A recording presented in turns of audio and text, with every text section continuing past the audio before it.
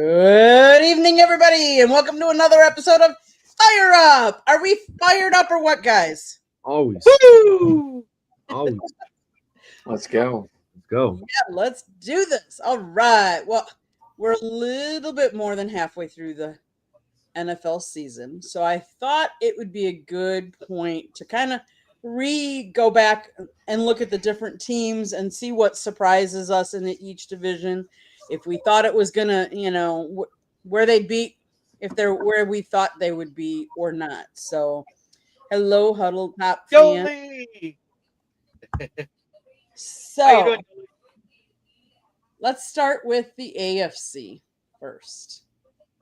Let's start with how about the AFC East? What surprises you? What doesn't surprise you? I don't think any of us are surprised by the Jets or the Dolphins. Let's start there. Like I don't think any of us are surprised. No. I'll tell you what I am surprised about the Dolphins is that they beat the snot out of the Bills. But they always play the Patriots and the Bills tough. It doesn't matter how bad they're doing; they do normally play them tough. It's everybody else. Yeah, I know. It's been a crazy season that way. So the Patriots are 8-2. Would we have thought that?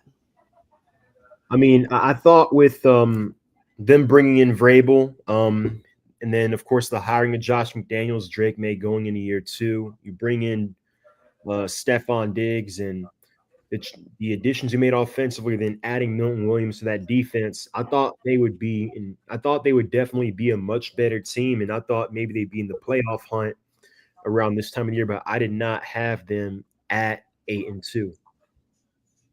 I thought they'd be at least second place in the division. Yeah. The Jets are a work in progress, and when they signed Justin Fields, I thought that was a big mistake.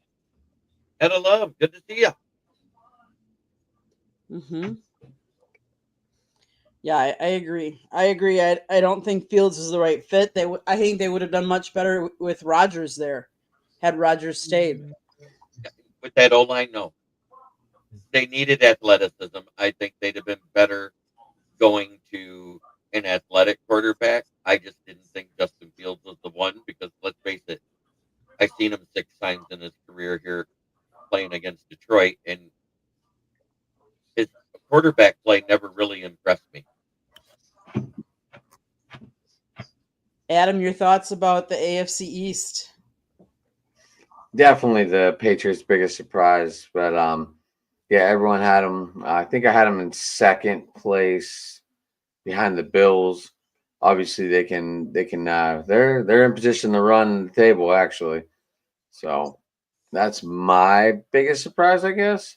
I mean, obviously the Jets sucking ass really is a surprise to me because I had the Jets being way better, but obviously it's not panned out that way. Do we think he's going to get another year? Do you think Aaron Glenn's going to get another year? Oh yeah. Yeah, Yeah, 100%. I think they're going to give Aaron Glenn 3 years. Yeah, especially after the deadline, I think they're going to give him time to bring his guys in and put in his program, which they should.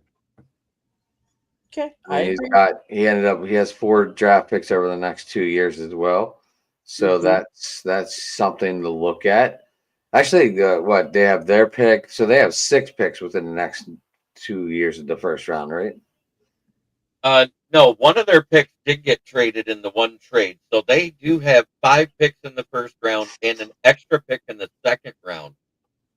Then they also have some 3rd round picks and some 6th round picks and 7th round picks from the other trades they made. So they are loaded up with picks, and I think it could be a very good time to be a Jets fan going forward.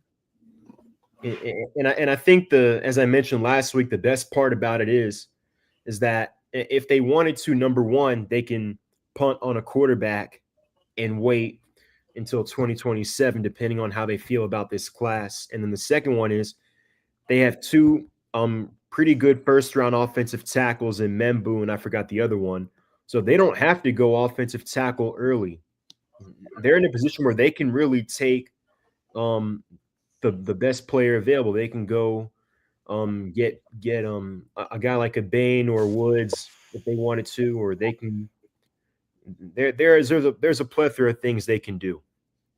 Really, They have one tackle that's fantastic, and the other one is okay. Where they need the most help is interior O line, and with one of those being a late round pick, that is a prime place to find your better guards and centers in the league. Does anyone think that Archie Manning is going to stay and try and be the number 1 draft pick in 2027? I think it's he him out should. one more year, stay another year. I think it would be smart because I don't think this draft class is that great, and so I think he could really improve his draft stock if he stays. Somebody doesn't like us talking football, evidently. Yeah, well, that's what we're talking. So, Yep. Who's is that? That's one of your guys, then, Candy, huh? see, we had some people that I think have gone under different names and are chiming in because they were banned under other names. I'm guessing, but I could be wrong. So we'll just see how the rest of the comments go. But Well, I mean, I would just I still don't see like the paper right. clip, so I'm assuming that's your channel. Yep. Yeah. Yep. Exactly. Let's go over to Adam's, the AFC North. Adam, why don't you go ahead and take that? What surprises you? What doesn't surprise you? The Ravens not running away with this division really has me surprised. So if the Bengals win this weekend, also they're gonna be 3-0 in the division if they win, but there'll still be a game behind regardless. So it's right there. It's like, I mean, the Bengals really could win this weekend. Jeremy, I said they were going to win earlier, huh? Yeah, you did. So I am picking the Bengals this weekend, obviously. I don't know. I'm just not feeling it. I don't know why. Okay. Samir, your thoughts? Yeah. AFC North? Yeah, AFC North. I actually had Baltimore winning it, and I had them as my Super Bowl pick before the season started. For a plethora of reasons, that hasn't really turned out that way. But they were 1-5 not too long ago. Now they have taken advantage of the pretty soft part of their schedule. Now they're 4-5, and I think what's notable is weeks 1 through 6. So compared from weeks 1 through 6 to now, specifically in their last 2, their run defense has gotten a lot better. They're allowing around 30 fewer rushing yards a game, and that's I think along with Lamar being back now, they did steal a win against Chicago with Tyler Huntley, I believe. So that has kind of helped make the difference in their turnaround.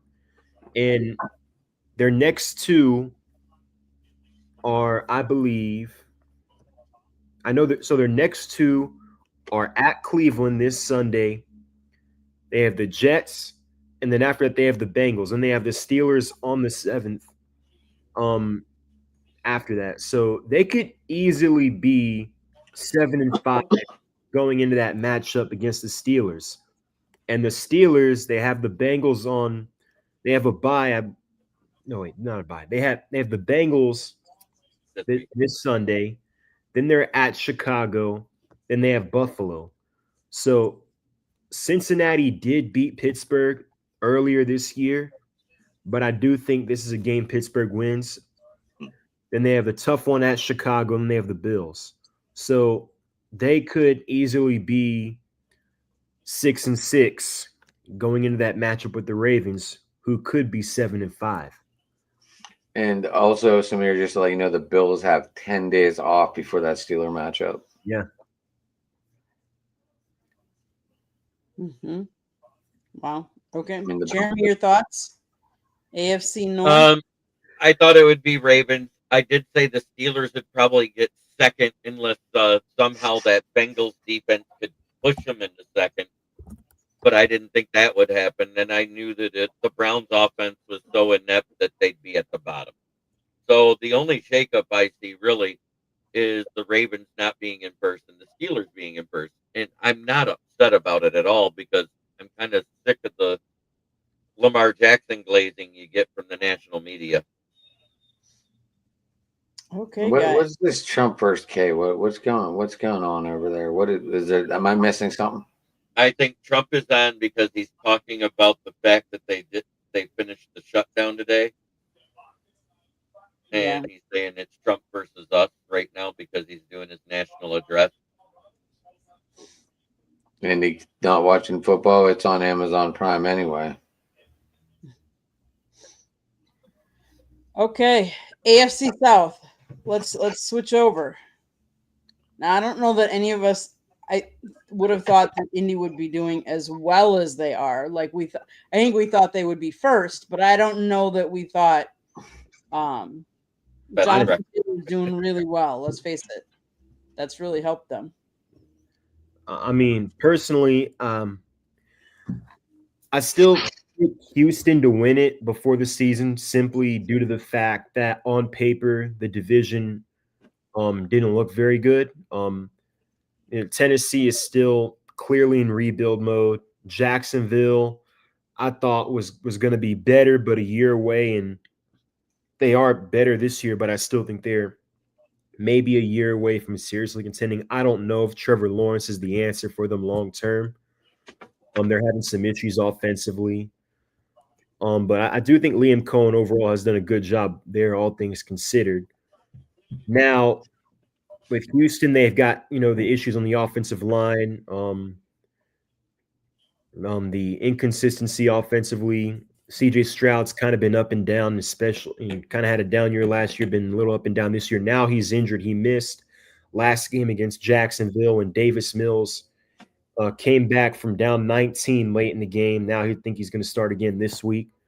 But Indianapolis, I just didn't see happening. Simply not because of their roster, but simply due to the fact that I just wasn't sold on Daniel Jones. I mean, it wasn't like he was there in New York for 2 or 3 years and the Giants gave up on him. The Giants gave him 6 years and he couldn't stay healthy. And when he was healthy, he wasn't, consistently producing at the rate of which you would have wanted out of your first round quarterback. Now, some of that was out of his control. The offensive line in New York for practically his whole career there was terrible. And they didn't get a true wide receiver one until Malik Neighbors. So I just felt like that, given the fact that he had been there for so long, I just didn't think that you could fix that. But I mean, it just seemed everything seems to be working out there. While he hasn't been great the last 2 weeks, I think he obviously has elevated their team as a whole. And Jonathan Taylor, as of right now, is the front runner for MVP. Just saw it last week, over, I believe, 300 total yards, 3 touchdowns, including the 83-yard touchdown to give the Colts the lead late in the fourth quarter. So I know MVP is a quarterback's award, and some will argue Sam Darnold, Matthew Stafford is having the best year of his career in year 16 or 17. But I think right now, given what Jonathan Taylor is doing and how he is winning games for the Colts, I think he's the front runner for MVP. Here, Rick Diaz is here. Good to see you, brother. Hey, Rick, how you doing tonight, buddy? And then I wanted to add on, there's a possibility that he ends up breaking LT's total touchdown record. So keep that in mind. That's a possibility. And I always thought, MVP is a quarterback's award, and for a running back to have a chance at winning it, this would have had to be the kind of year for it to happen. Or they would have to have this kind of year for it to happen. Oh, yeah. What's a good game this Sunday? Well, there's quite a few, actually. But in this division, the AFC South, I said if CJ Stroud didn't improve right away, that more than likely they'll end up second in the division. And they're not even close to that right now. Isn't it Jaguars right now is in second? Yep. Yeah. And Tennessee's dead last. And pretty soon, if things keep going the way it's going, they're going to get the first pick overall, which is crazy considering how bad a couple of the other teams started. Mm-hmm. Has any team ever gone back-to-back number one picks? I think Jacksonville did in 2020. No, Jacksonville did in 21 and 22, right? When they got Trevor Lawrence and then Jalen Walker. No, not Trayvon Walker. Yep. Mm-hmm. So, there's a lot of crazy stuff that's gone on in the NFL this year, and I love it. The parity is there. We're finally seeing the parity they've been pushing for, and it took a long time after the whole salary cap for teams to finally get it right, because the teams that were at the top were staying at the top for so long, and now finally that cap room has gotten to where people can make moves to make their teams better. And it's going to continue to go up as long as these streaming services keep getting added, because that's bigger contracts to the NFL. What's up, Hoss? So, Adam, your thoughts on the AFC South? Hoss, you joined at the right time. He covers the Texans on our channel. Okay. Yeah, I'm curious to see if GT is going to carry this load as long as he can, but Danny Jones got to do something. I mean, he's starting to regress already. We saw it. Can he hold up to his end and keep JT relevant? Mm-hmm. And that's the thing to watch. Obviously, Jaguars lose this weekend. Texans win. The Texans will be in second place in that division. Right.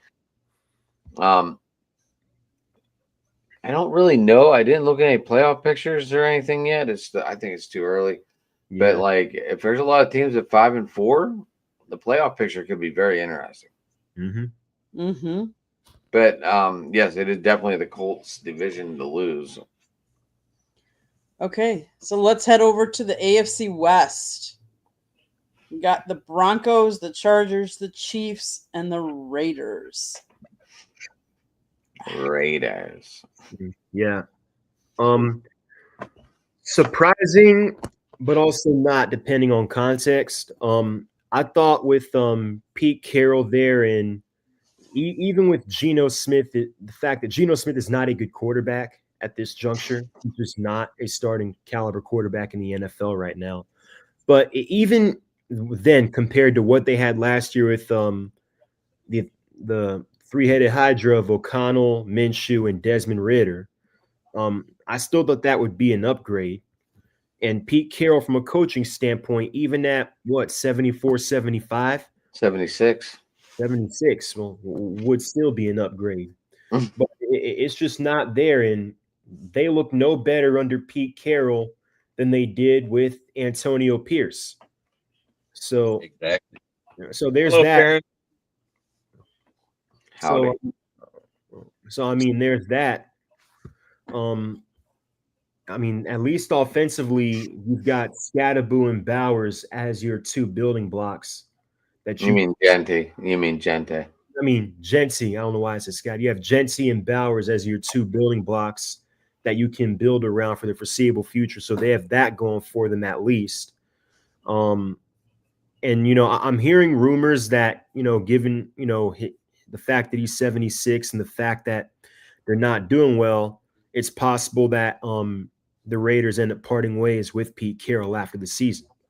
So I think based off the fact that you have Genty and Bowers to build an offense around, and given where you are, a chance to maybe get a quarterback of the future like a Mendoza or more, depending on where they're projected to go and where the Raiders are picking, that could be a attractive job opening depending on which direction the Raiders go. Now, The Chargers, when they lost Slater and they lost Alt, I thought they were done, but they keep winning, and that's a testament that. Oh, and they also lost to Marion Hampton. Insert Kamani Vidal, who has done a pretty good job at running the ball for them.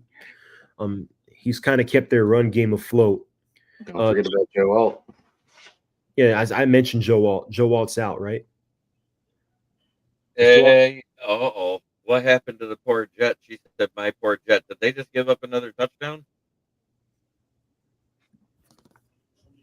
Yep. Sounds like it. Who got it? Who got it? Mm. Did it go to I Henderson? believe it was Dig. Yeah, so I mean, with that being said, the fact that you have Rashawn Slater and Joe Alt both out, those are two Pro Bowl level offensive tackles. And combined with the fact That's three. That's three. Oh wow. Well, and then combined with the fact that Omarion Hampton, your starting running back, week 1, is also out. But then you put Kamani Vidal in, he's done well. Justin Herbert, even with Lad McConkey having what is considered a down year compared to his production last year, is still playing the best ball of his career. The defense is serviceable. Jesse Minter continues to do more with less. He might be a head coaching candidate this offseason. So it's just a testament to the job that Jim Harbaugh has done. I knew the Chiefs would have a down year. I don't know if I had them at 5-4, even though they are playing better offensively, even though they do have Rashee Rice back, even though Travis Kelce is having somewhat of a bounce back year. It just feels like defensively is more about Spags scheming plays up when they need to on third down more than it is, Chris Jones making a play or Karlaftis making a play or Bolton making a play. So, and they don't have an easy schedule coming up. The Chiefs' next 3, they just lost to Buffalo. They had the bye, so now they're at Denver. They've got Indianapolis. So those 2 are toss-ups, and then you've got Denver, and Bo Nix, depending on the offense, depending on who you ask, has been some good, some bad. Their defense is, in my opinion, the best in the league right now. Nick Benito is my pick for Defensive Player of the Year at this juncture. So they're 8-2, and right now, I believe they are the 1 seed in the AFC. And at the same time, I'm going to say this. I said this on my show, and I'll say it again. I think Bo Nix bought a coin that he had custom made, like those scratcher shows on YouTube you see all the time. He had a custom coin made. On one side it says good, and it shows Josh Allen's face. On the other side it says bad, and it shows Josh Rosen's face. And he flipped it just before he walks out the tunnel. And whatever it lands on, that's what he is that day, because he's been phenomenal one game and dead awful the next. Yeah, but absolutely. I mean, I'm not surprised that the Broncos are leading the division, but I am surprised more that the Chargers have been able to stay afloat given the injuries in their offensive line. I agree with that because they did lose Joe Alt for a while too. Is he back playing this week or no? He's out for the season. He's out for the season. So they lost Joe Alt and Slater for the season. That's rough. Yeah, but they probably have tight end rookie of the year, Rondé Gatson. Oh, yeah. Rondé Gatson, Tyler Warren, they're both doing very well. Yeah, that's going to be a good battle if one of them 2 should be in the finals. I mean, do you still have both of them over Egbuka? I don't know if I have them over Egbuka. I think Egbuka's over both of them. Yeah, I think I was talking about tight end. I didn't. Oh, okay. Yeah, because I was going to say I still think it's Egbuka's award to lose. Yeah, this is definitely Egbuka's goal to lose for sure. Are we done with anybody else want to talk about the AFC West? I think the biggest surprise out there is the Chiefs and how far they fell off. Did anybody see them going 5-4 at this point through the season? I had them going 12-5, so I mean, I'm still intact here. I mean, they're not dead in the water. But they're not nowhere near as dominant as we expected them to be. Is what I'm getting at. Well, Pacheco's taking a back seat, German, Kareem Hunt, and I still can't believe they didn't throw a 3rd-round pick for freaking Brees Hall. I don't understand what the Chiefs are doing. I thought they would. The Jets told everybody no. The Jets fielded calls, and for Garrett Wilson and Brees Hall, they told everybody no. Yeah, I mean Garrett Wilson, I understand, but Brees Hall, you're going to lose him in the offseason anyway. Yeah, you might as well get something back for him. It's true. Yes, sir. I know that, Rick. I know what fan. We've talked about the Lions together on Adam's show, so I know who you like. So he's another one that I'm going to disagree with. Okay, got it. Just kidding. Okay, so let's move over the NFC. Let's start with the NFC East. News for you.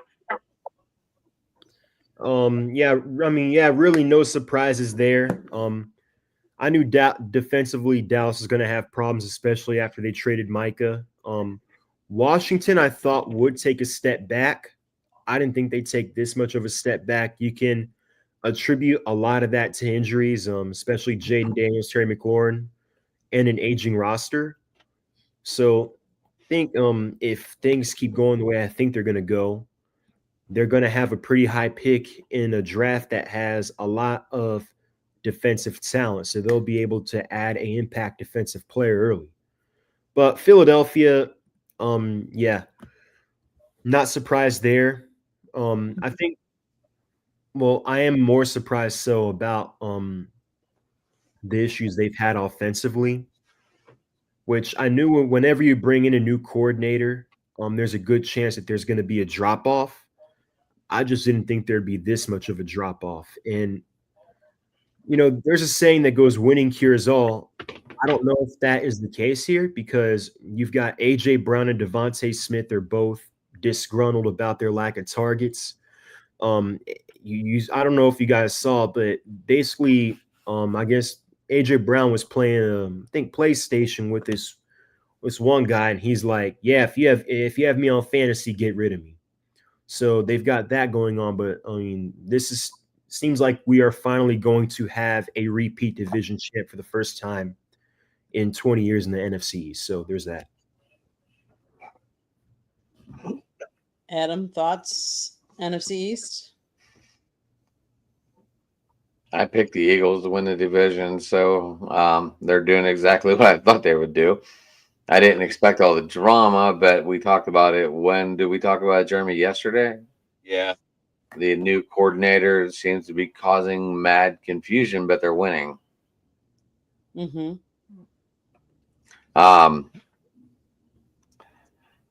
The Cowboys, can they get it together? Who knows?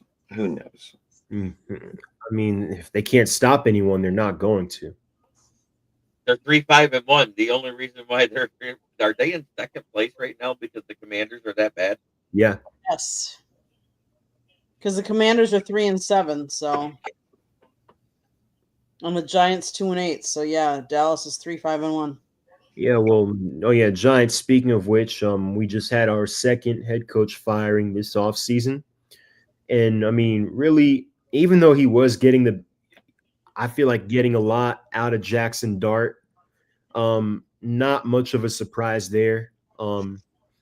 When you blow 3 games, when you're in a must-win year as a head coach and you blow 3 games in which you had over a 90% chance of winning late in the fourth quarter, you blew the game against Dallas. You blew a 30-point fourth quarter lead or whatever it was against Denver.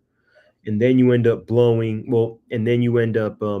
mishandling Jackson Dart's concussion twice this season against the Eagles and then again against the Bears.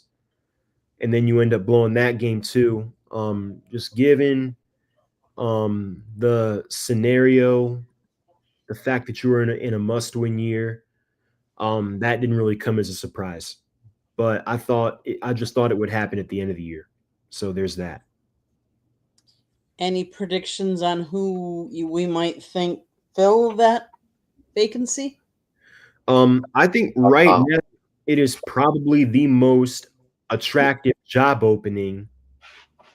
Now some other jobs could open up, depending on what happens there. But right now the Giants' job is the most attractive opening. You've got Jackson Dart, Malik Neighbors, um, Cam Scatterboo.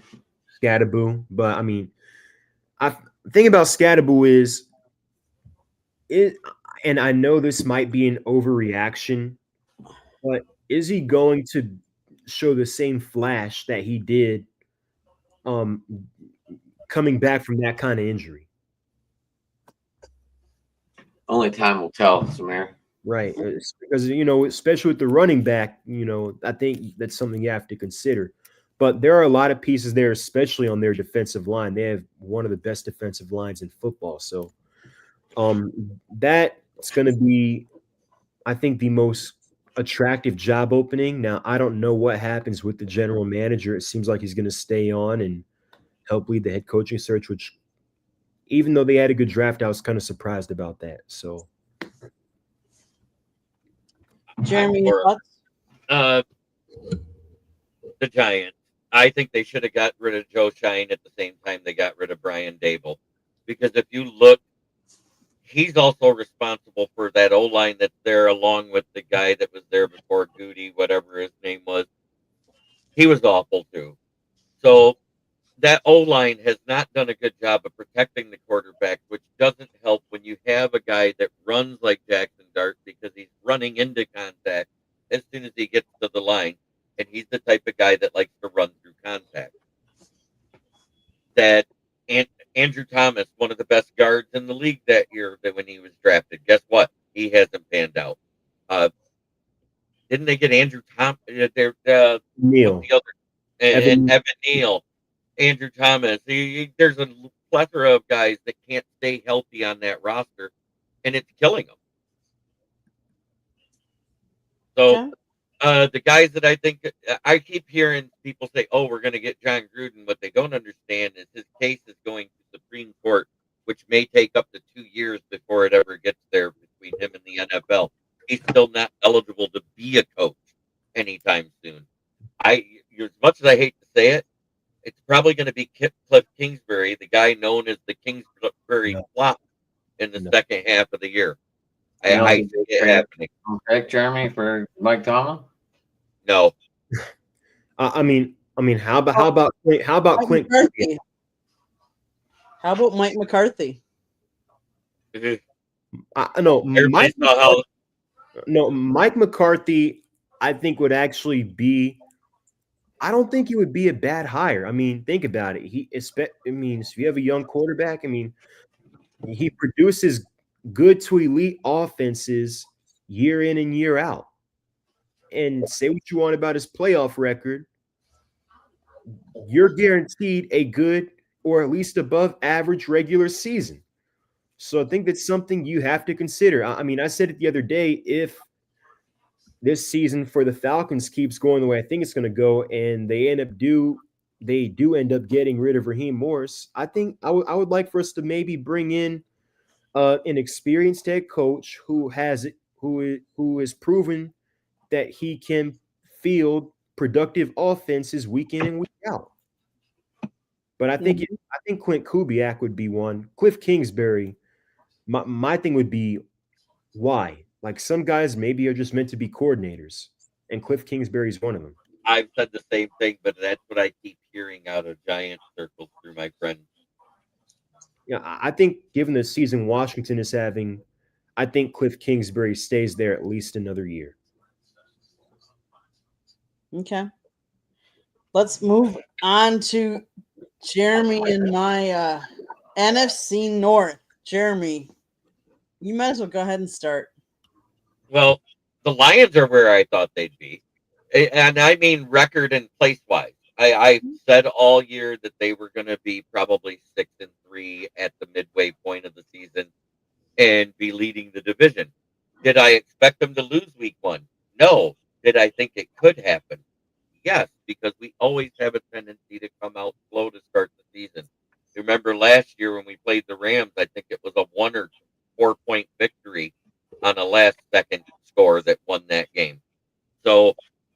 I expected that, especially with the loss of All-Pro Frank Ragnow. I knew that there would be some communication problems. I didn't expect it to be awful, and it hasn't been awful. It's been awful in a couple of games, of course, but you could see it was a communication breakdown.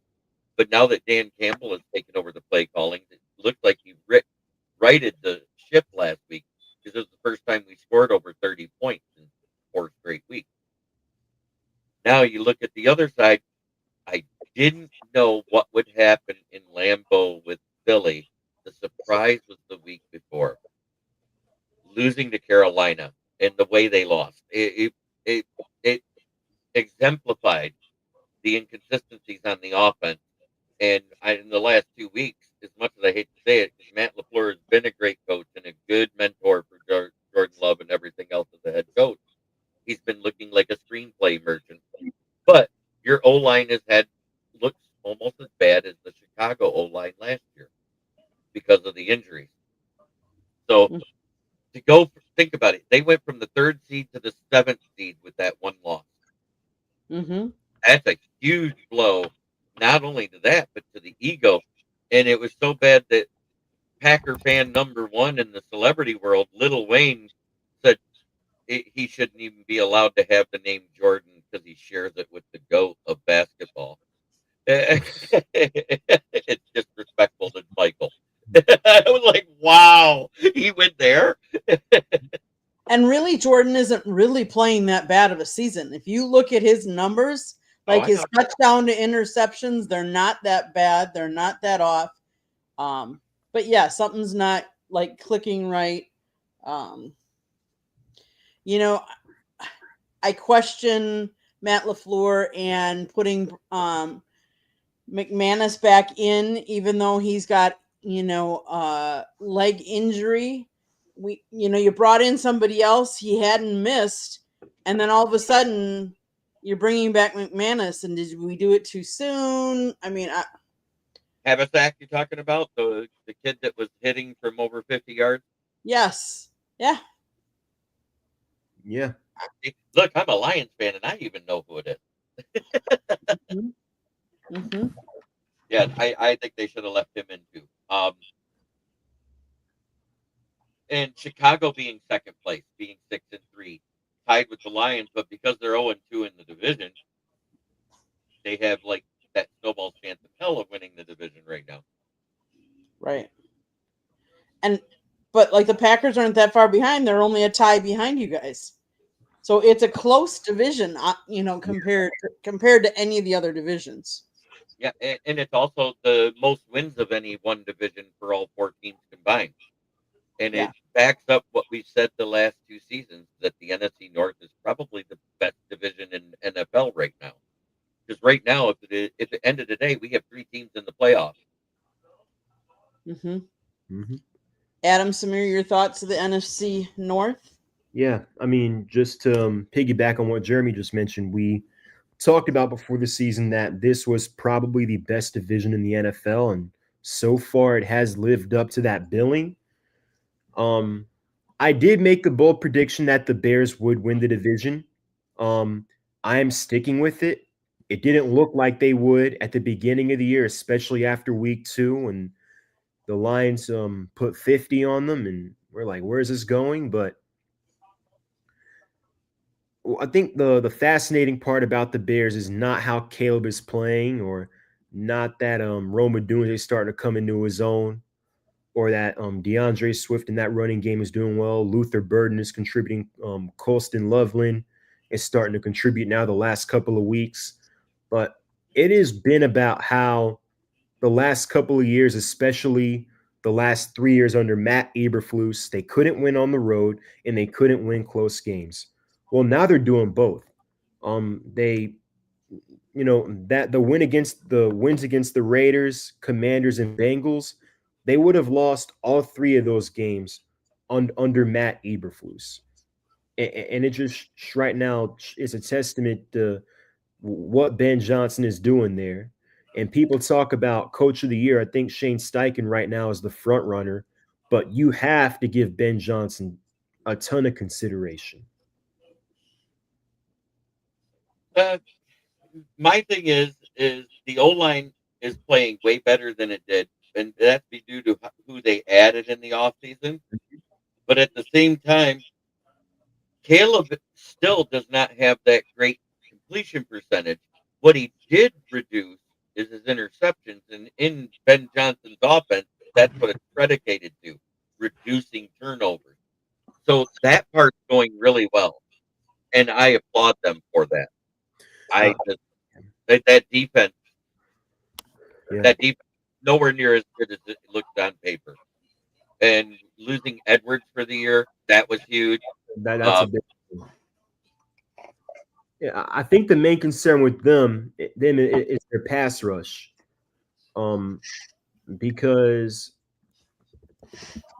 I think they're 30th in the league in sacks right now. they're 30th in the league in sacks. Montez Sweat, I think, he's been underwhelming since he was traded there. I know he had a good second half of the year when he first got traded there. The last years he's been underwhelming. Javon Dexter's been solid. Grady Jarrett, I think, is starting to show his age, and it just doesn't seem like he's been the same since the knee injury he had here a couple years ago, and they gave him $45 million. Mm-hmm. And then also Jalen Johnson is out for the year, so there's that. But yeah, and then now with that being said, the next three, they're at Minnesota, they have Pittsburgh, they have Philadelphia, they have Green Bay. They could easily lose three of their next four. But I mean, I am still sticking with my pick for them to win this division. I think they have the talent to, and I think when they play Detroit in Chicago later on in the year, it's not the same team that had 50 dropped on them week 2. So there's that. Adam, your thoughts? We're in the line. We're gonna get north, right? Yep. NFC North. Yep. I'm not a Bears fan either, just to let everyone know. I'm not a big fan. You can just tell, like, I don't know. But anyway, just not. I do like the Fridge and Walter Paytons. I guess I like the older Bears. I'm not a new Bear fan. But anyway, the Lions, definitely, I had them winning the division. Mm-hmm. And I had the Packers in second, and they can still finish in second. So we'll see what happens. They can. I mean, the Packers, the 3 losses that we have, they're each by 3 points. So the 3 losses are a total of 9 points that we're down by. Although I will say our offense has not scored a lot lately in the last couple of games, and that's kind of I think that's partly it. We're still one of the youngest rosters in the league, and we've had injuries to some of our guys, including the offensive line, which makes a big difference. That so it'll be interesting. I think it'll be It seems like we play the tough teams tough, yet we didn't beat Eagles, but we played them a lot tougher. And then we play like Carolina, like we did. I mean, it's like we bow down to their level. Exactly. Yes. And I think one of the other things that I will say is that we have made a lot of mental mistakes, a lot of penalties, a lot of false starts, wrong and at the most inopportune times. So I think if we could clean up some of those, that would really help too. And there's been procedural penalties, which is a mental lapse. Exactly. When I say procedural penalties, like that illegal motion or the illegal formation, because the tackle that was the eligible receiver lined up underneath the receiver on the line, and you can't do that if you're eligible. You had to be back behind them or off to the side, split off, and that was a huge play because that cost wasn't that the big pass to Christian Watson that would have put you in field goal range to tie it? Yes. Yeah. So that was a huge blow, and that negated a total of 29 yards right there. Mm-hmm. And isn't that a loss of down penalty too? So it took you from second down to third. So you had one down to go 14 yards then at that point because it was 3rd and 9 on that play, if I remember, or Yep. 2nd and 9. And they knew what play we were going to run, and that's Right. the other thing too. The Like- predictability on offense, and Yeah. I've heard many Packer fans because Mhm. I'm in a channel that has a lot of them, Yeah. and I heard many of them say, "Man, when you can hear the defense is actually calling out the play we're getting ready to run before we run it, that's awful." Yeah. Not Well, only is it awful, but that we don't change it up, like that we didn't change. I mean, that we didn't change the play at that point. Right.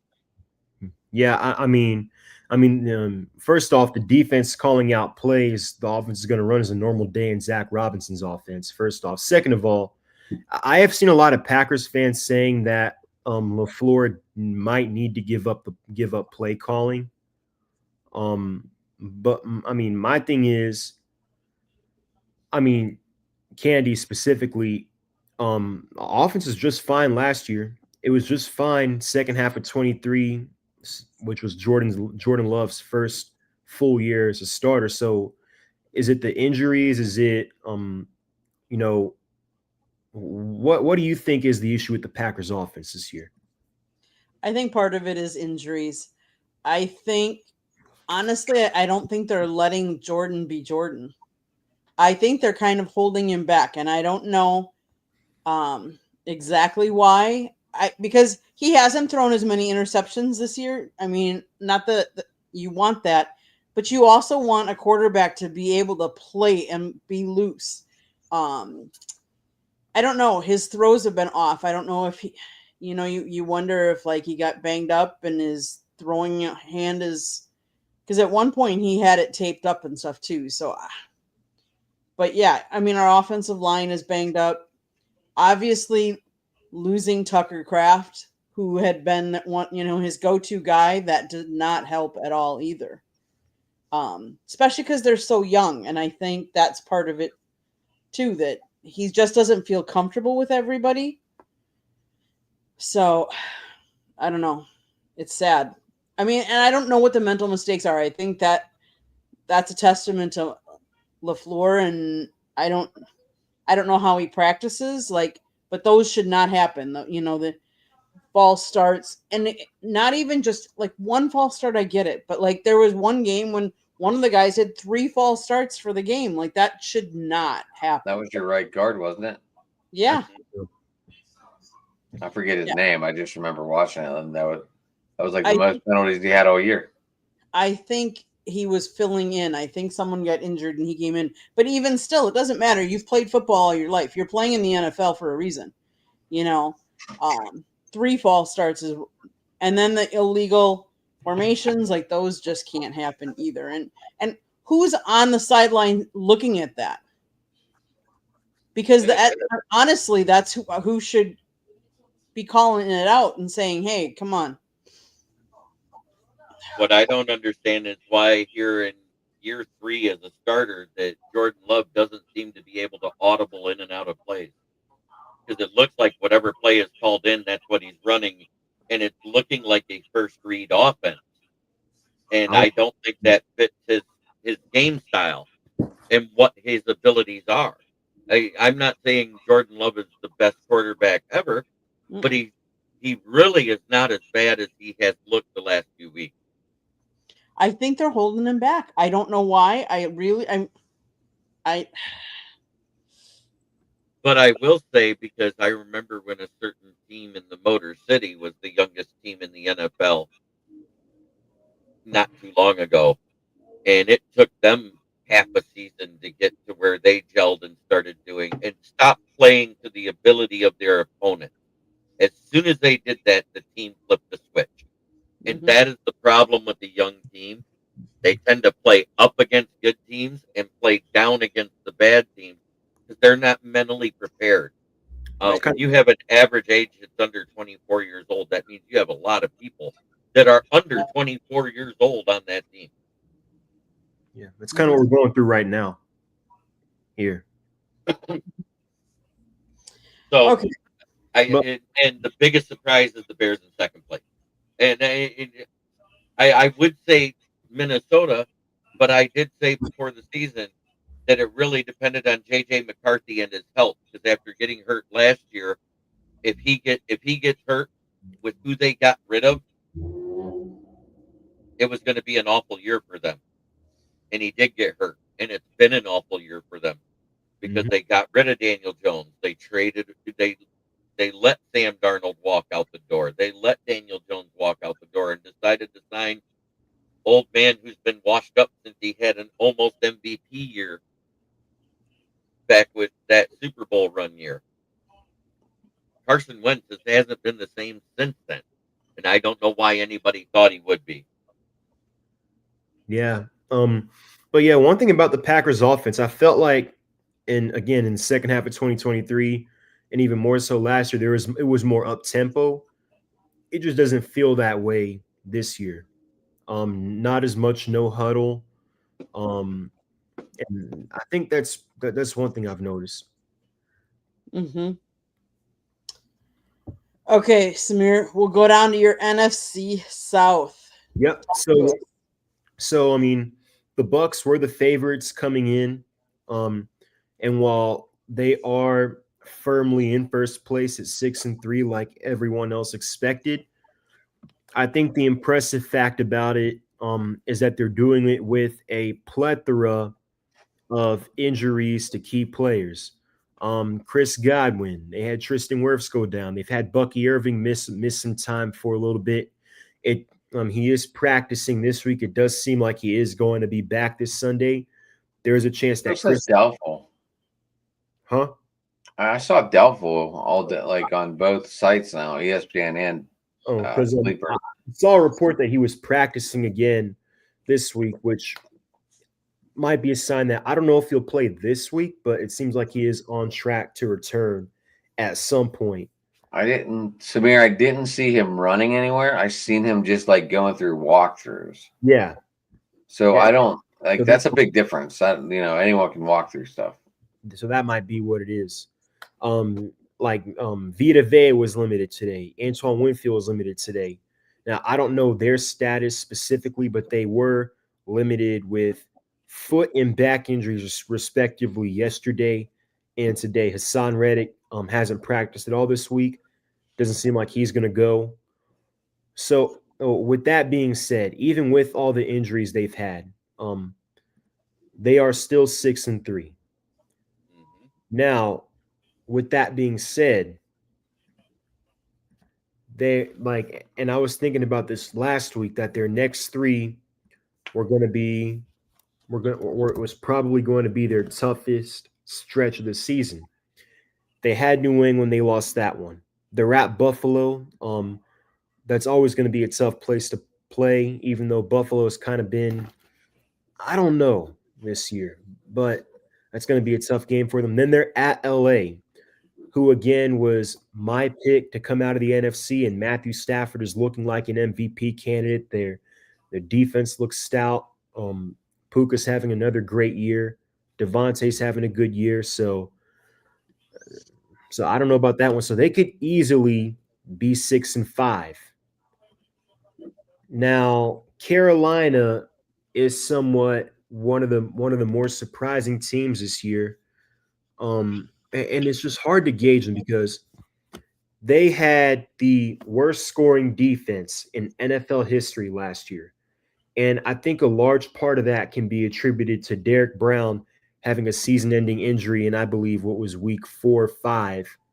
And then J.C. Horn had to miss some time as well last year, I believe. But their Ejiro Evero, I felt like did a good job in Denver. He's got their defense playing a lot better this year. And then Rico Dowdle, seems like he's proven that the Cowboys made a mistake letting him go. Rico Dowdle has single-handedly won them about 2 or 3 games alone. Because look, Bryce Young at this stage in year 3, I'm not saying that he's a bust, but he's close. You're not joking. Yeah, it's just still up for up for debate if he's going to get a second contract from the Panthers at this juncture. Now, that could change, but at this rate, he will not get a second contract from the Panthers because he has only passed for over 200 yards in one game this season. That was week 2 at Arizona when they were down big and they went pass happy at the end. Outside of that, no. So they do have a pivotal game at Atlanta this week, which I will get to. First, I'm going to talk about the 2-8 New Orleans Saints. They are coming off a win on the road against Carolina. And if there's a book out on how to stop the Panthers offense, or not how to stop, but how to give your team a chance, the best chance at beating Carolina, it's load the box, stop Rico Dowdle, and force Bryce Young to beat you. Because that's basically what the Saints did. And they ended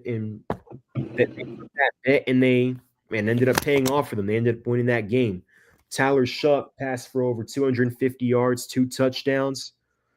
So it seems like he is going to be the starter moving forward at the very least for the rest of the season.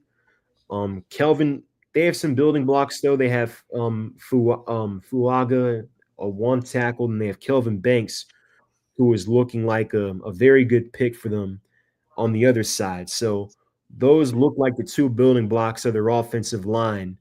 Now, whether Chris Olave is part of their future is to be determined, depending on when their rebuild is going to be done.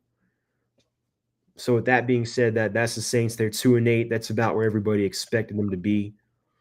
Now, with the Atlanta Falcons, they are 3-6. Seems like not too long ago we had beat Buffalo, and Bijan Robinson was an Offensive Player of the Week talks. Who's that guy? Where'd he go? Defense is flying around.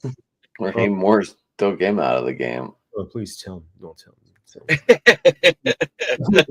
Being said, we since then it's just gone down the drain. And if I'm being honest with you, it feels kind of like a repeat of Arthur Smith last year in Atlanta, where we have a couple of promising wins against playoff teams, and we have a bad loss on the road. In 2023, it was that early game in the year at Detroit. It was, of course, the 30-0 shutout this year at Carolina, which kind of set some alarms about this team and about this coaching staff, especially on the offensive side of the ball. And then we come back home at 500, and we have an embarrassing loss at home midseason. Now, all of a sudden, seats are really starting to warm up. We have a couple of bad losses after that. So, I mean, look, and this week has just added fuel to the fire, if anything. After the game on Sunday, Drake London basically said, yeah, I just run the routes they tell me to run, number one. Number two, Michael Penix, for those who have not seen it, I'm going to play this clip from the press conference the other day. And you tell me what your thoughts are.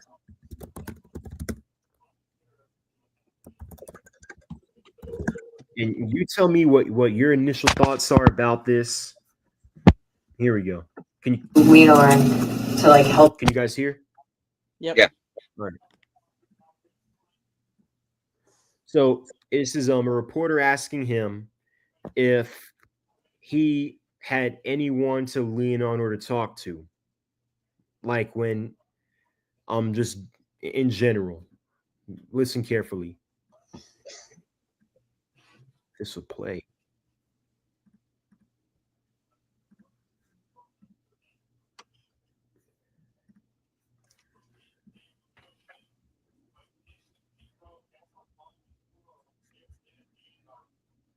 I know you lean on your faith. But like, who do you lean on to like help you? Like, we haven't played quarterbacks. Would you lean on like a former quarterback or your coaches to kind of just help you kind of assess things and good and bad? You saying like as far as on the field? Yeah, both. stuff? To help you mentally and physically. Oh,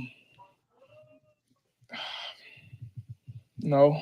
Like mentally, I like my fiance. She's always there for me. So I know whenever I get home, it doesn't matter how I played. She's always gonna be there for me. She's gonna have a smile on her face and give me a hug and make me feel good no matter what.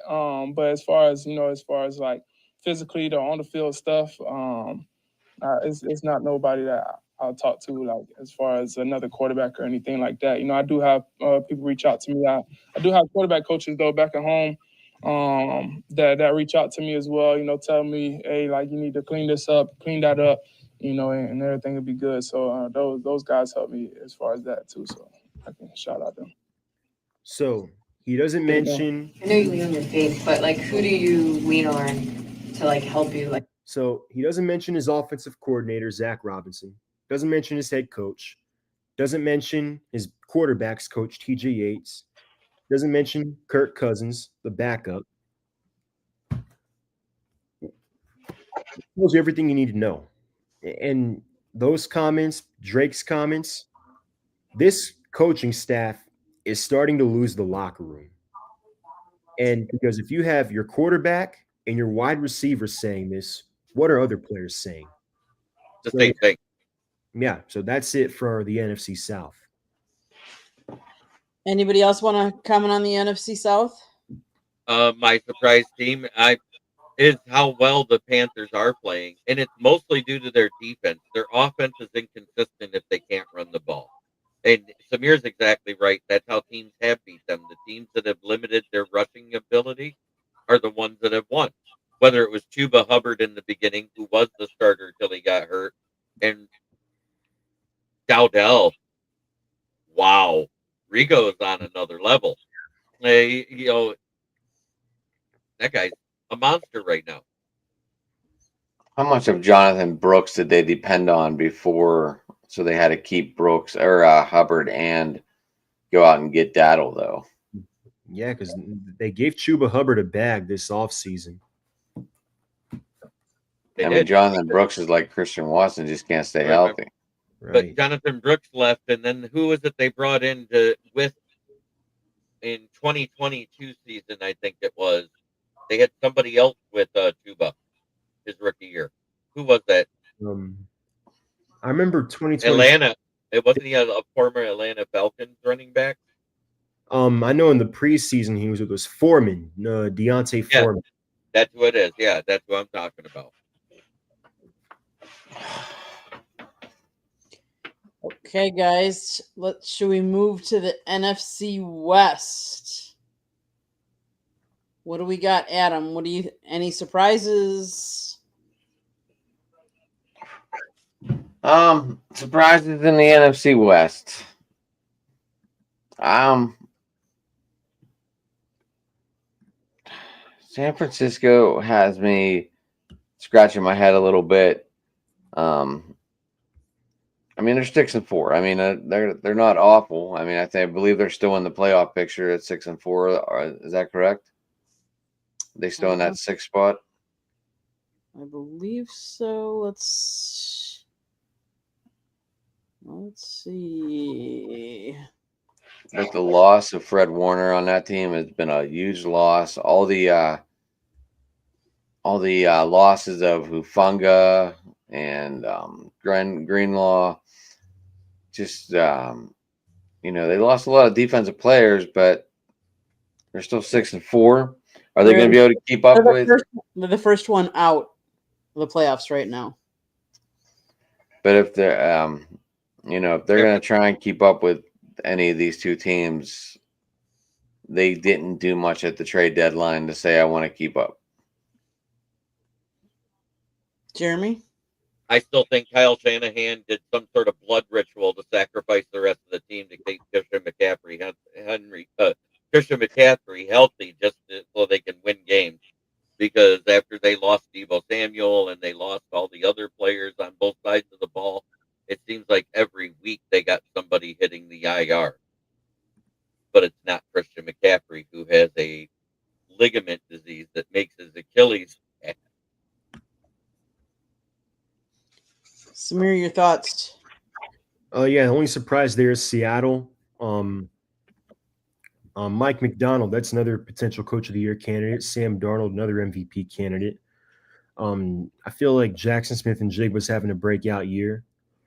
But yeah, the Rams are, as of right now, leading that division. They were my pick to come out of the NFC, as I mentioned earlier, and I'm sticking with that.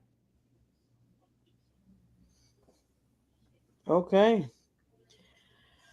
Okay, well, since we've done the NFL, what game are you most looking forward to in the NFL this weekend? Go around the horn, and you can start, Jeremy. He takes a second here. You know which one I'm wanting to see. The Monday night game. Sunday night. It is Detroit at Philly on Sunday. My Sunday night game. My least want to watch game is Houston versus Tennessee. Watch that be the game of the weekend. Watch it just be the game of the weekend. Okay, Samir, what about you? Detroit at Philadelphia is one. I think right now, given Philadelphia's inconsistency offensively in there, the dysfunction in the wide receiver room, I wouldn't say dysfunction. I would say the amount of people who are disgruntled in the wide receiver room, the way Detroit's playing, since apparently Dan Campbell took over play calling offensively. I'll take Detroit. Next one I'm looking at is Seahawks Rams. That's a potential NFC Championship preview. Seattle, I believe in the Mike McDonald era, has only one or two losses on the road in the Mike McDonald era. I think this will be the next loss they have. I'm gonna go with the Rams in this one. You want to know what's crazy about that? The two losses were both last season. They've won 9 in a row on the road. Mm-hmm. Adam, you're most looking forward to game of the week. I'm looking forward to the Steelers and the Bengals, actually. Okay. Just because it has a lot of meat riding on it. Mhm.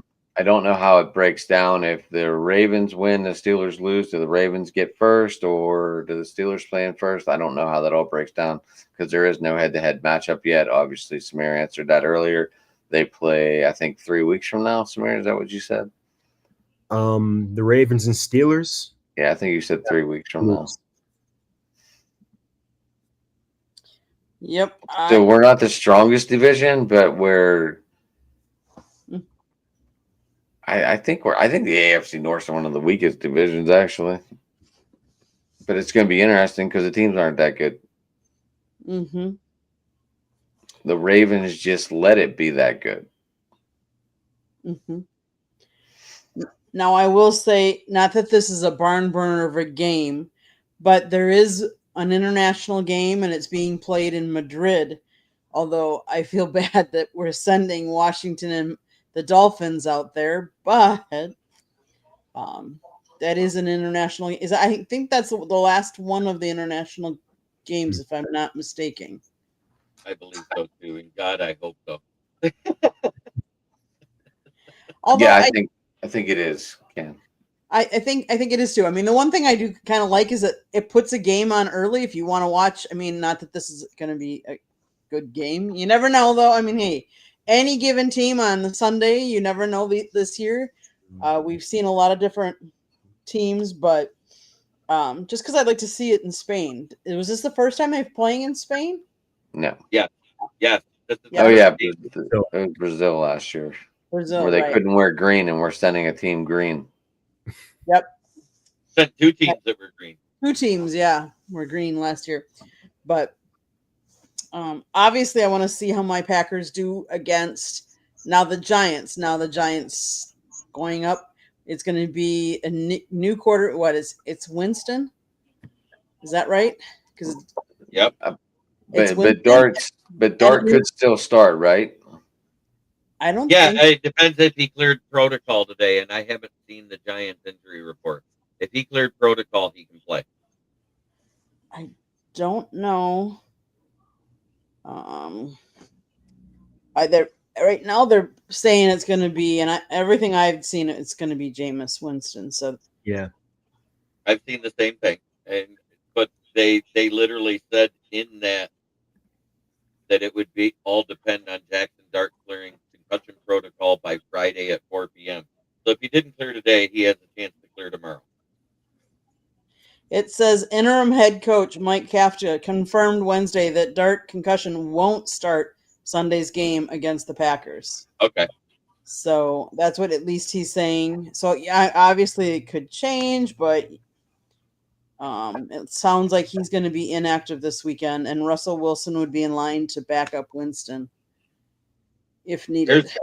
Here's the crazy thing, and I think this was the bigger thing on that coach being fired in New York, and everybody missed it. At the beginning of the season, the OC raved about how good Jackson Dart was running the offense towards the end of that preseason. Dable 2 days later comes out and announces that Russell Wilson is the starter. And the games they won, who was at the helm? Was it Russell? No. It was Dart. Mm-hmm. Yep. And I think that is what cost Brian Dable his job. Well, and they said that he really mishandled the whole concussion protocol too. Yeah. That didn't help. That was a bad look. That, as I mentioned earlier, the 3 blown leads in which you had over a 90% chance of winning late in the fourth quarter.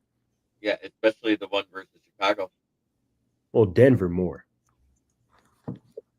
Mm-hmm. Yeah, Denver, but that because that was in their house, but they were winning in Chicago. Okay, so let's go over to some college. That's Jock W. Go Canes. I agree. I hope you've looked at a lot of the Canes stuff that we have on our website. I do want to let me see if I can. Hey, I have to use the restroom real quick in case Jeremy didn't tell you before. I have a kidney stone right now, and I am taking all kind of medicine for it right now. Okay. So if you hear screaming, don't pay attention. Just No mute problem. the mic. Just mute the mic. We'll be okay. All right. I don't even know. I've never actually walked away from a scream, but I really have to right now. No, I that's hear okay. you. Yep, I can't mute it. I gotcha. Done. Okay, so with that being said, I am going to quick share my screen, and I am going to put up Miami Hurricanes Francis Magoyo, who is an O-lineman that actually scored a touchdown this last and at the press conference. So let me play that for you. Let's go here and let's hit play. Just walk me through the touchdown. It's a play that we've been practicing for more than 2 or 3 years now. Finally, we got the opportunity to run it. Before the play, we had a letter formation in. I was like, what are we doing? Just give me the ball. Finally, somebody called a timeout. We got out there, me and Coop yelling at Coach, let's run it, come on. So it's fun, yeah. But I was a bit mad about it. It's a good touchdown, but I wanted to run over somebody. I was looking forward to running with somebody touchdown actually, but yeah. So that's why there was no celebration. Which was it that he probably. So in the press conference, he talks about how he was promised a touchdown play when he was recruited, and now he's played for the Canes, I believe, like 3 years. And he was promised a touchdown play, and it just so happened that, hey, we had trick plays in the Canes game. Carson Beck, Malachi Tony, who is a freshman, he is a receiver. He actually threw a touchdown pass to Carson Beck, who scored, and then we have the O-lineman scoring too. The only thing is he wished he had to run over somebody, and he had an easy in. So, right. But I heard that. I thought that was funny. Exactly. So let's talk a little bit about college. Do we have any surprises that are in like the top 25 or in the college football playoffs right now?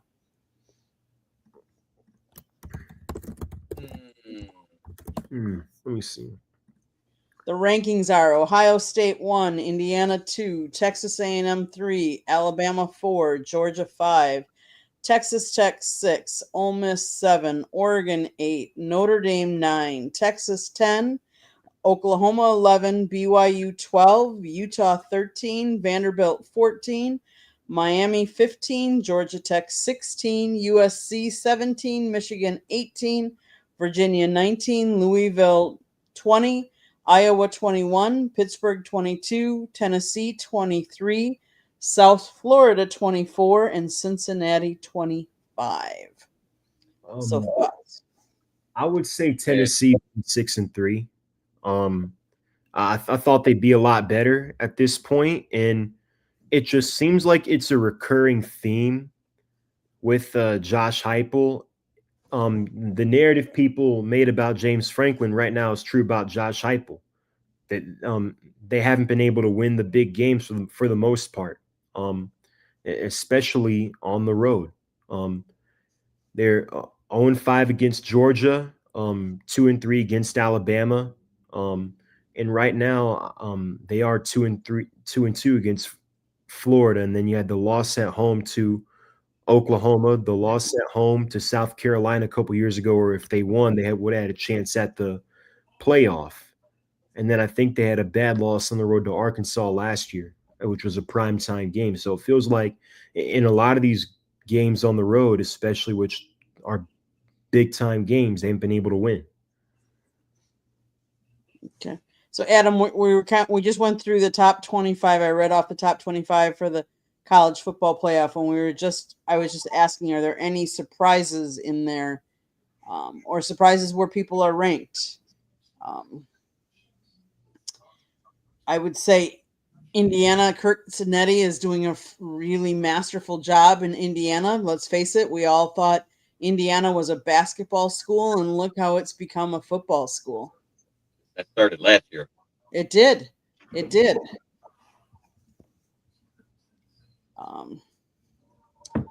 Any other surprises? Like, did we think Texas would be down at 10 to start the year? Did we think Arch Manning would, have his team that low? Or We had 2 big losses. What do you expect? correct. Yep. Any other surprises? I think we really got to watch the 13 through 24 teams this weekend to see if any of them can make a jump. Mm-hmm.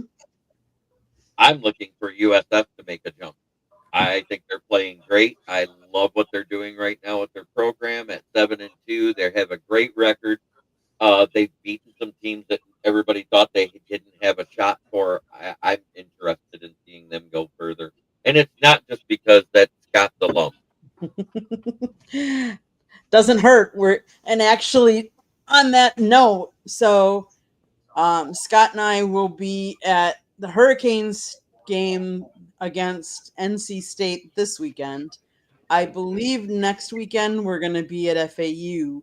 But to end the month on the 29th, we are actually going to head over to USF and see their last game against Rice, I believe. So Nice. Covering all 3 of the schools locally. So that'll be kind of cool. Okay, so what college games are we looking forward to this weekend? Because there's some good ones. I was looking at that earlier. There could be Hit Notre Dame. Okay. Texas, Georgia. The game is in Athens. I think Georgia, as they have a tendency to do, will get off to a slow start in the first half, and then second half, I think their talent and coaching will take over. Okay. Jeremy, is there one that you're really looking forward to this weekend? Michigan at Northwestern, but Northwestern isn't as good as everybody thought they'd be, but they're not a bad program. They have some good players left, even though NIL kind of depleted them. There's actually one that I kind of been watching in the lower tier of the NCAA, and that's the Indiana State Sycamores taking on Youngstown State Penguins, because the Penguins are actually having a good season at 6-4 and are bowl eligible, whereas the Sycamores, on the other hand, even though they're 3-7, they won 2 in a row. So that's interesting to see if they can keep the momentum going and possibly upset a team that they shouldn't. Mm-hmm. I think the interesting matchup could be Iowa at USC. I think that might be a really good game. I think that's a good one to bet for Iowa to cover because they have a very good defense. They just don't have a good offense. Mm-hmm. And then, I mean, Oklahoma, Alabama, 11 versus the 4 seed. That could be a really good game. And this is where I talk about watching those 12 through 22 teams to see if any of them can make a jump. Mm-hmm.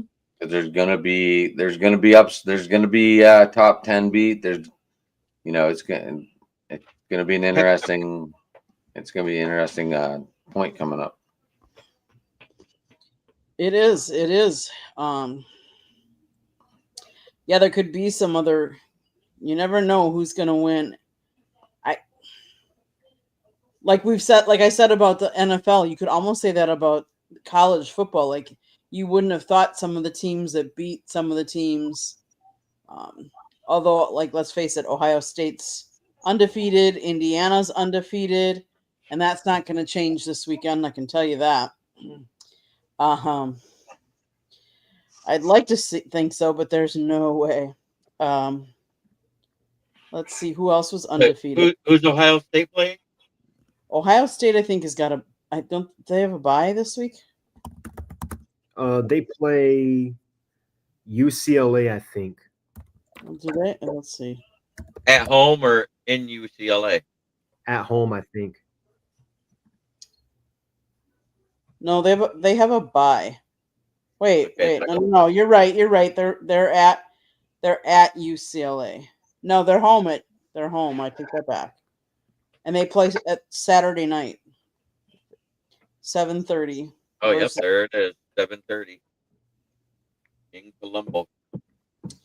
But Indiana plays at home against Wisconsin, so Wisconsin's beat up this year, and they did beat ugly game last weekend against Washington, but they did manage to get one win there. So, but they're not gonna. Indiana's at home, so. And I think we were on our third or fourth quarterback at one point last week. I think our punter actually faked a punt and threw it and had the most passing yards for our team last week. It was quite ugly, but unusual. Okay, so what are any other games that we're looking forward to?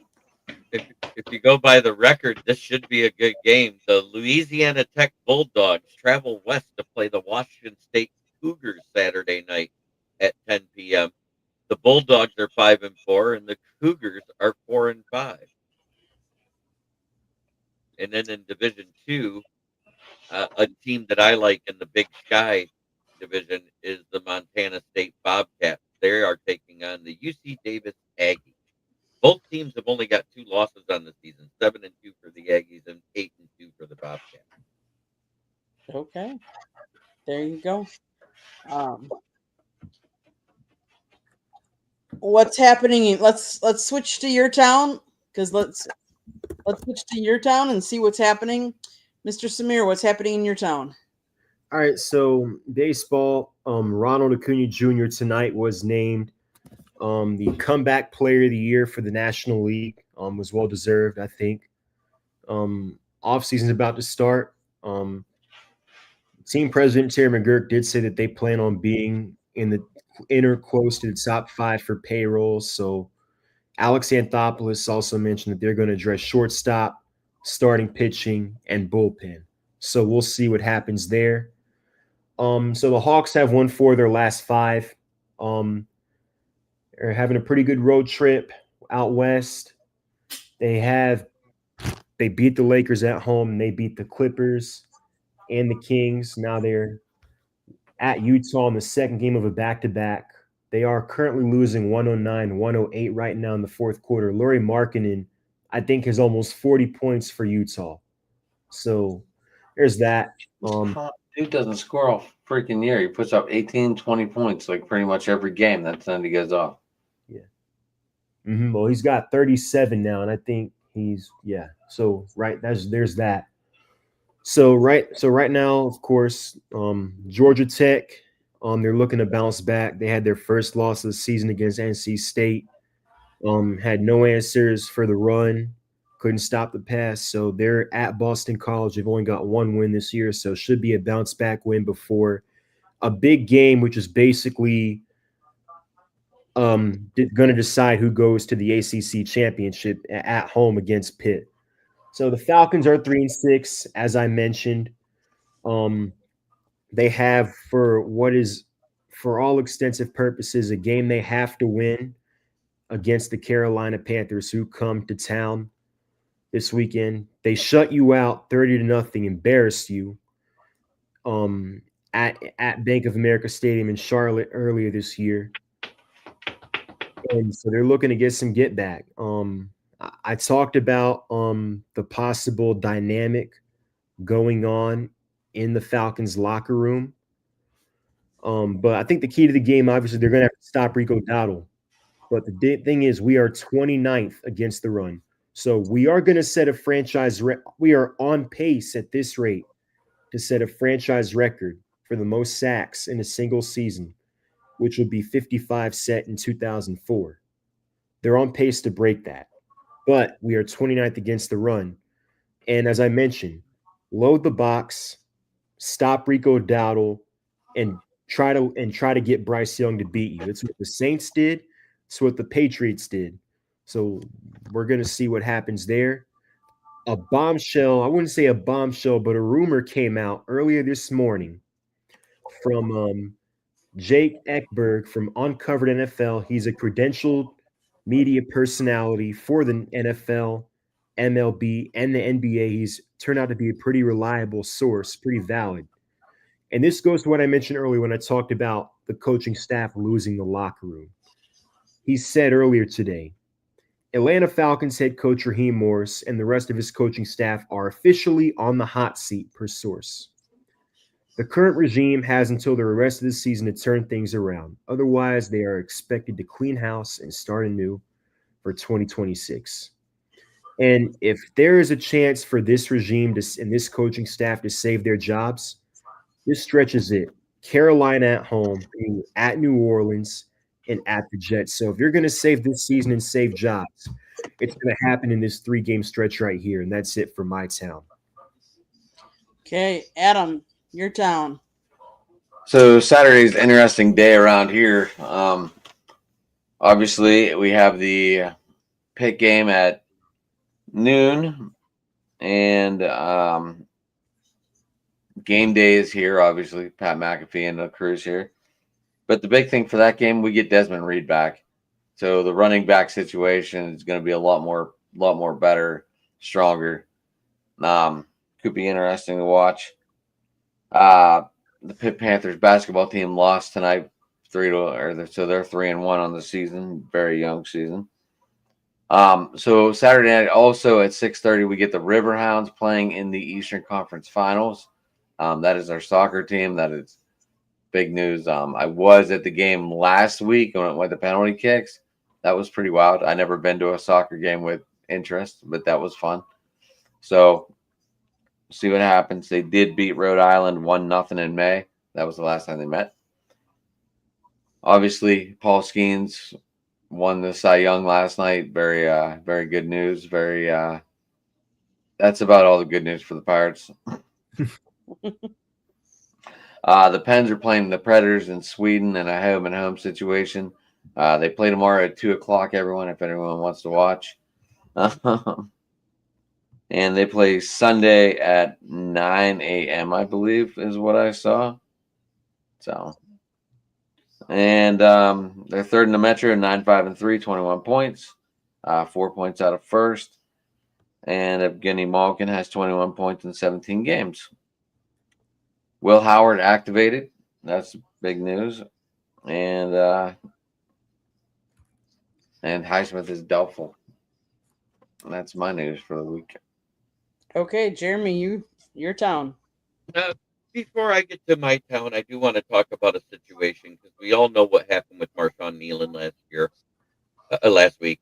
And I don't know if anybody's paid attention, but Coach Schottenheimer came out and announced that his girlfriend is pregnant with their child, and so they have created the Marshawn Nealon Memorial Fund, and they are going to help take care of all the finances to help with the pregnancy for her because of her living in his house, and that was considered her income. She's not eligible for state aid right at this time.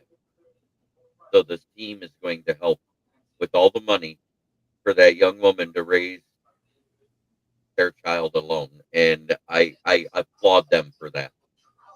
I think that speaks volumes about the coach and the players that they want to do that for her. It's probably the best thing I've heard coming out of Dallas since the last time they won a Super Bowl. That's horrible. It It's may be horrible. horrible, but it's the truth. Now to my town, Jahmyr Gibbs was NFC Offensive Player of the Week with 2 rushing touchdowns, his receiving touchdown, and his almost 200 yards altogether. And because he had those 3 touchdowns, he has 41 touchdowns under the age of 24, and he does not turn 24 until March 10th. What's significant about that, there's only 4 other players in NFL history that has scored 40-plus touchdowns from scrimmage. Number 1, Barry Sanders at 47. 2 and 3 are tied between Randy Moss and Emmitt Smith. And the one that is one above him is none other than another GOAT of a running back named Jim Brown. When you're reaching the level in your career in year 3 where you're hitting the level of those 3 players that are gold jacket members of the NFL and the Hall of Fame, you're reaching an elite status. Mm-hmm. We had a lot of players come back from injury. Josh Pascal, Marcus Davenport, and DJ Reed all started practicing this week, and we were able to sign Ahmad Hassanin, our draft pick, that was Egypt born, as an international pathways player, which means he does not count against the roster, nor does his salary cost count against the cap. Brilliant chess move doing the medical waiver because it was a rookie contract, rookie year prior to the season starting, because that made us be the team that we had the choice to pick up his contract again first. It also makes him unpoachable. So another team can't poach him off of if they put him on the practice squad, he can stay there. And I think because he's not on the injury report at all this week, that means he's a full participant. Because he was medically cleared in week 7, but because he was medically waived from the roster and technically a waived free agent, he couldn't be listed on the injury report, so nobody knew he has been healthy for 4 weeks already before they signed him, because that's the NFL rules on that.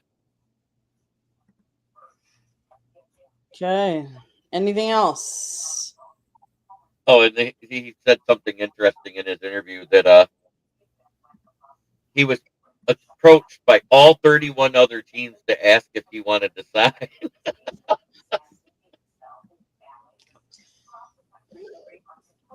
Okay. Anything else?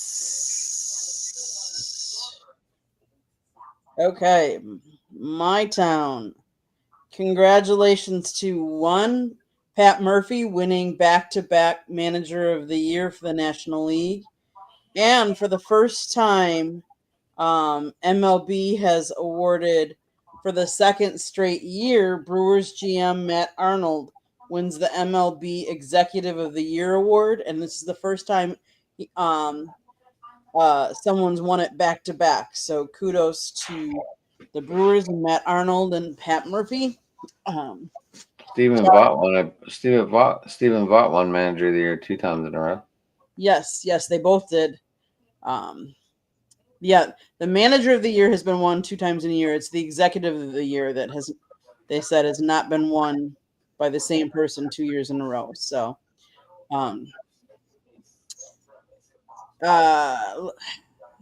Packers have a tough game again. They're going to go into the Giants. Like I said, let's see what team shows up. The Badgers going into Indiana. I just hope they come out clean and uninjured.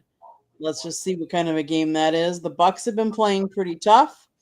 Right, I know Giannis was out last night. He's having a little soreness in his left knee, I believe it is. As far as down here, obviously the Canes play Saturday night or Saturday during the day. We will be there for that. Trying to think what else. I mean, I'm not a Dolphins fan down here, so we won't get into that. Otherwise, there was something else I was going to mention, and I can't think of what it was now. Scott wrote a book. He did write a book. Hey, I can do that, but I just want to know why Jeremy didn't mention Tarek Skubal winning the Cy Young Award. Because I didn't want to steal Paul Skeen's thunder today. Oh, you could have.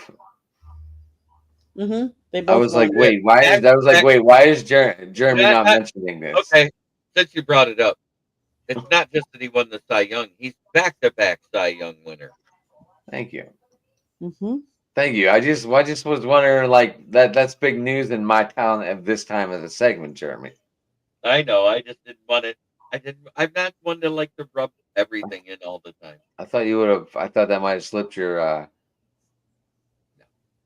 Well, Stephen Vaught wouldn't have got Manager of the Year if the Tigers wouldn't have fell apart. You're not wrong there. What was I thinking? Anyways. Okay, yeah, let me do my promotional stuff here. Lessons from the South Florida Tribune Publishing Company published a book, Lessons from the Microphone, Tuning into the Enduring Wisdom of Visionary Leaders. It is written by my husband, Scott, the Motor City Mad Mel Morganroth. Talks about his 40-plus years in the industry and how it has evolved and changed. If you're looking for a good Christmas gift for anybody that's aspiring broadcaster, writer, any of the above, or just want a good read, he's got lots of stories to tell, so go buy his book. It's available on Amazon, Barnes & Noble, Kindle, Google, and Apple Books. There's also a link on our website, www.southfloridatribune.com, where there is a plethora of great content, including Samir has written for us on occasion, and Jeremy always writes, so you can always check out his column. I know he's going to go over that too, but if you like to listen to podcasts, you can find us wherever you get your podcasts. If you want to advertise or you want to be a guest or have topic ideas, you can always email us at southfloridatribune@gmail.com. If you see the red subscribe button in that lower right-hand corner, you can click it, like us, share us, and then tell all your friends and family and turn on the notifications so you're notified every time we go live. Monday nights, we have a baseball show. Tuesday nights, we have Inside the Pigskin, which is all football. Wednesday nights on Sports Exchange, you never know what we're going to be talking about. It's called Wacky Wednesday or Wild Wednesday. That would be my husband. We also do a show. We did a show this past week on CTE and a former U.S. Olympic bobsledder who is trying to raise money because he is trying to help anybody that has CTE or brain injury get treatment from a hyperbaric chamber. He's got a facility there. He's got a personal one, but he's trying to buy some more big units so that he can help. And then he's also he doesn't want to just give you the treatment. He also wants to pay for the traveling expenses and stuff like that. So go check out that podcast. And then before this on Sports Wrap, Scott did a hockey show. So if anybody's interested in hockey, go check that show out. I can tell you that show is going to take a slight hiatus until the beginning of December. And then he's going to have a former GM, Mike Santos, on the program on that show too. So, yeah. A lot of things happening. Again, we will be at the Canes game on Saturday night. We were there last Saturday. I can't believe they had 8 home games this season, and this is the last of the 8 home games already. I can't believe it's winding down. as quickly as it is. But yes, so I think that's pretty much my shtick. Samir, how can people find you? Of course, yeah, you can find me on X at ATL_Samir2401. I put a lot of Atlanta sports content on there, a lot of NFL content. I promote a lot of my articles there. You can find me on Thursday night on Fire Up, and you can also find a lot of my articles on the South Florida Tribune. Adam, how can people find you? Give me that Twitter, the at Sports Talking It on Twitter. You can give me at Driving to the Top Productions, which we are live on tonight, just to let everyone know. You can also get me at Driving to the Top Productions on Twitter. You can get me on Tuesday nights on Open Mic. Wednesday, I imagine me and Rich are going to get back to doing our Pittsburgh show. We've been kind of on we've been kind of off lately. But anyway, I let them do a wrestling show last night because obviously I was in the hospital and didn't get home till late. So I had a reason last night. I didn't even go on Jeremy's show. That's how bad pain I was in. It's not fun trying to get a stone out of your pee hole. Mm-hmm. Yeah. I do want to say I hope Fetterman recovers well. Apparently he fell down some stairs today, just recently. Okay. I don't know what happened to him, but that's just what popped up on my timeline, and I was like, "Uh-oh, he's the only one speaking out against them. Maybe they tried to rich him." Anyway, not to be political, but I hope he has a speedy recovery. And yeah, that's how you get me. Jeremy, how can people find you? Well, you can find me right here every Thursday night on Fire Hub and occasionally on Tuesday nights on the South Florida Tribune channel on Inside the Pigskin. You can also find me on my channel, which is Kneecap Fighting with Motor City Lions, where I go live every day but Sunday.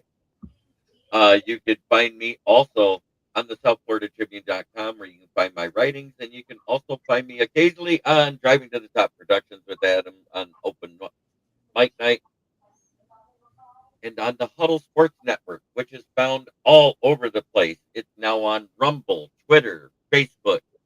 It's it's everywhere. It is. It's hard to keep up, Jeremy. And I'm sorry, I also always forget, Candy, real quick, that I am over here on Thursday nights. I always forget to leave out what show I'm actually on right now. So, I am grateful to come on here. We're grateful to have you too. I remember now what the one thing that I kept forgetting. We're gonna ask everybody for prayers.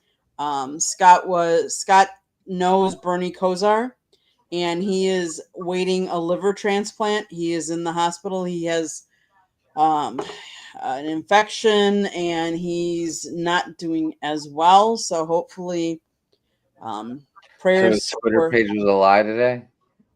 Yes, he's not deceased. He is in the hospital. No. He said he was doing well on his Twitter page. Well, he's asking for prayers. He is waiting. He underwent a procedure, and he is waiting for a liver transplant at this point. So he is not unalive. He is alive. He's not. Yeah, I saw someone that posted that he was deceased, and I'm like, no. I'm like,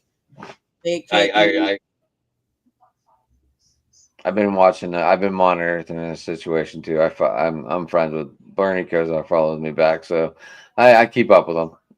Yeah, Scott's been texting him a little bit, so yeah. So we're just gonna ask for prayers for him. I do want to say, I know it's 2 days late, but happy Veterans Day. Thank you to all those that have served. We appreciate all that you have done for us. Jeremy, you want to close out the show? Try every day to be a better person than you were the day before. That's the only way to make the world a better place. It starts right here. Much love to everybody in the chat. Thank you for watching. Make sure you go to everybody's channel that we had talked about here. Ring that bell for the notification.